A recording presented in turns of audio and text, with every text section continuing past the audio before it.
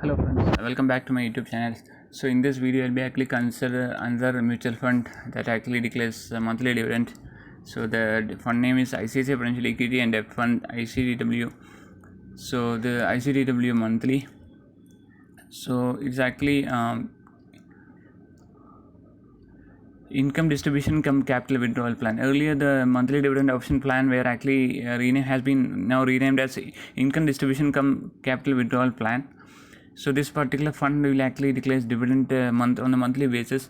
So the current NAV of this fund is 26.31 and it is actually credit rating for CRISIL is 3 stars. The fund size is actually 17,274.12 crores. So it is an old fund, so it is actually have a good fund size that actually allows the fund the manager to deploy a large cash in a large number of equity instruments. The expense ratio is 1.8%. If you see the 1 year return of this company, this particular fund has given 51.6% return, whereas Nifty which actually gave 38.35% return. If you see the NAV of this particular fund in last year, that is, it was in June 2020, the NAV was 18.545, currently is 26. And regarding the performance in August, it was NAV. July, it was actually then August, the NAV was 18.83, and on 31 August, the NAV was 19.74. On 11th November, the NAV was 20.06. In 23rd November, the NAV was 20.72. In 28th December, the NAV was 22.29. So it actually had the NAV actually had a good rise from the period from June to December, and the NAV actually corrected to around 22.18 in January, and NAV was around 24.34 in February, and in March, the April, the NAV dropped to 23.99, and now it is currently at around 26.31 as on 25th June. So this particular fund, if you see the performance returns that given by the fund till inception, the company came up with the NFO in 2099. And if you see the returns that are given by the fund in the last 1 year for an investment at 10,000, the current fund value would have been around 1,15,230. That is a absolute return of 52%, which is a very good return, and the annualized return is 52.31. If you see the 2-year return for an investment of 10,000 rupees, if you have held for 2 years, the total fund value would have been 1,35,000. That is 35.96% absolute return and 16.59 annual percent return. If you held for the 3 years, the total return would have been for 10,000 rupees, the one value would have been 1,46,000. That is 46.26, 14,626. That is a 46.27% return.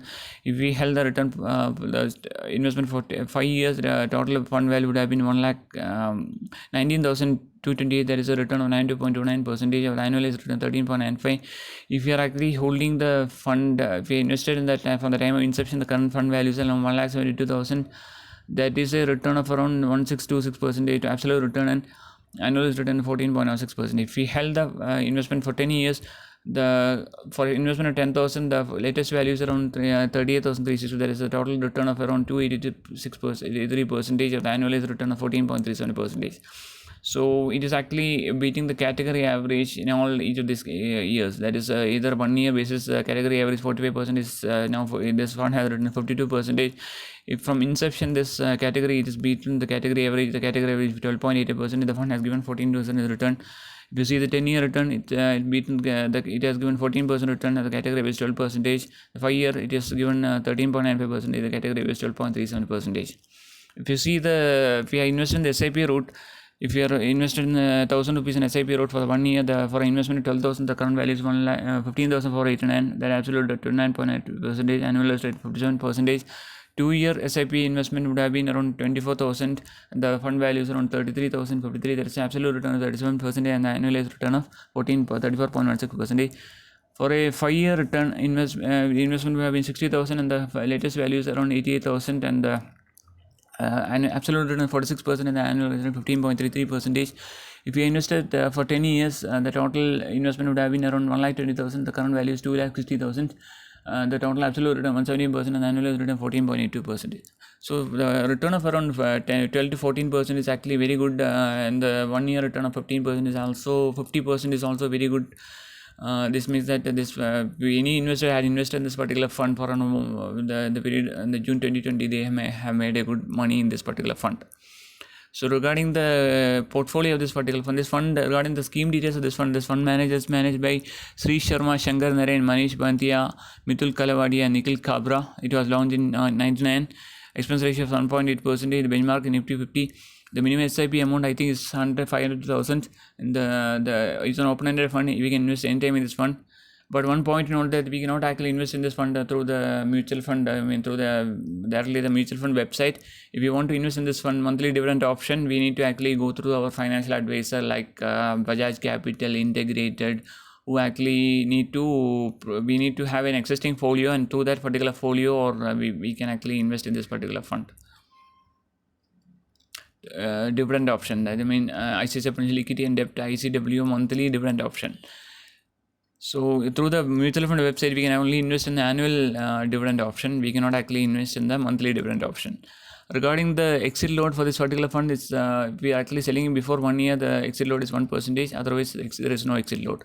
Regarding the portfolio of this particular fund, this fund has 27% investment in 16% in debt instruments and 75.5% in the equity instruments. Out of this equity instruments, they had a total portfolio of 73 stocks, include large cap investment 61% and mid cap investment 7.74%. The balance is small cap investment.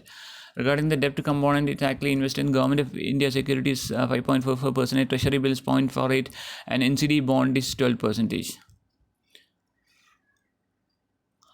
And regarding the investment in equity, they are holding portfolio investments of this particular fund. They have their top holding. They actually invested. They have top holding is actually in ICICI Bank and Bharti Airtel, NTPC, Hindalco Industries, Sun Pharmaceutical, ONGC, Infosys, Tata Motors, ITC Limited, all HCL Technologies Limited. All these are large cap companies. And regarding their ICICI Bank is the largest private sector company, Bharti Airtel largest telecom company, where they have 8% holding, 8.44% holding. They also have full holding in Infosys Limited, Sun Pharma, this one of the largest pharma company, State Bank of India, Larsen & Toubro, GAIL, Coal India, Axis Bank, Tata Power, Tech Mahindra, KNR Construction, IDFC, Oil India, Bharat Petroleum. So Federal Bank, Hindustan Aeronautics, LIC Housing, Asian Housing, Chalet Hotels, like that. SBI Life Insurance, Kalpataru Power Transmission, Capacity Infra Projects, Tech Mahindra, Phoenix Mills, Cyient, etc. So all these are good quality mid cap and large cap companies. Most of the top companies are actually large cap companies. So they have a good portfolio in many of these stocks. So based on the rise in the stock prices, this fund will also perform good returns for the investors. Regarding their debt holdings, they have holdings in many debt instruments. So they have their debt holding includes investments in AAA rated securities, like NCDs and bonds. So the total debt holding is around 16.68%. So I feel that this particular fund that has given 50% returns in the last 1 year, 38% returns, a good investment option for all investors. And I actually had invested in this fund last year. I actually exited from exited the fund during the middle of the year last year. But I want to invest in future considering the good returns given by the fund.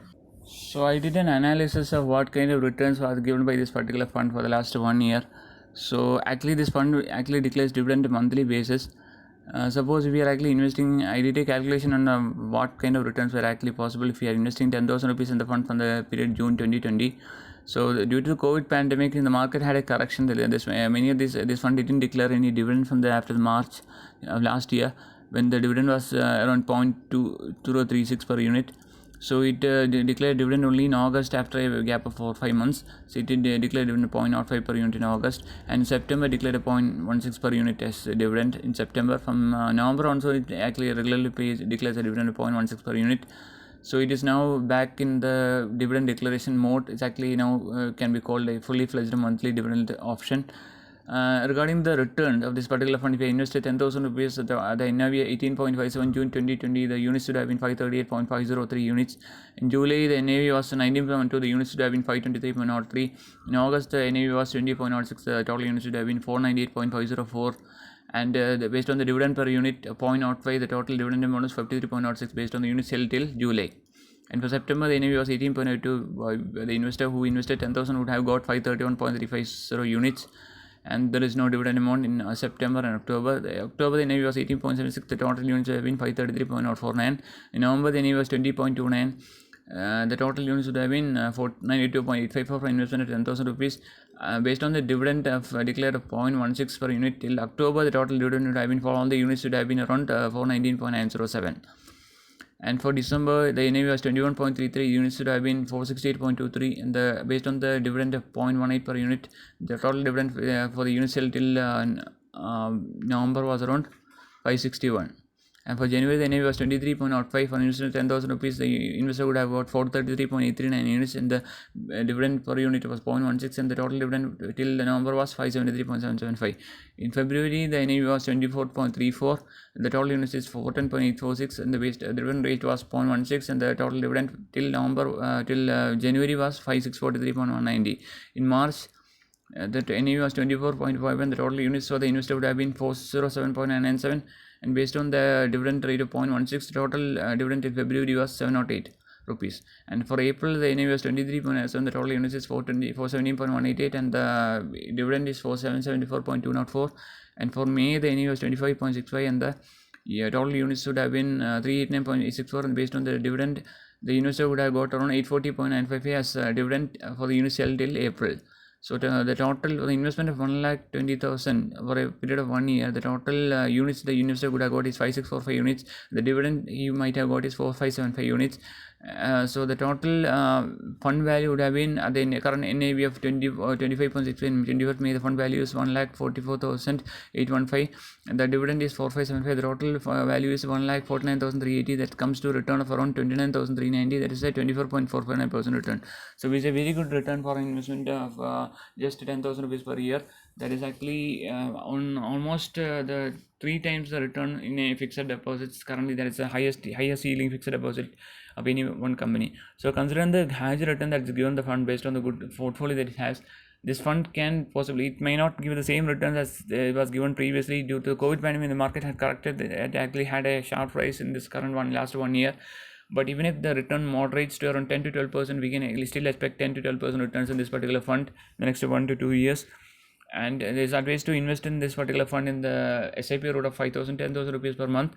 If you're actually investing in lump sum route, if there is any market correction, we need to invest more money on the dips when the market corrects, so that we can actually get an average NAV rate, so that we can actually sell this. Even if we want to sell or withdraw some money, we can actually sell at a good return. So I actually planning to invest in this fund. I advise investors to invest in this fund if they want to invest. But lump sum route, they need to be cautious and need to take care of market volatility also.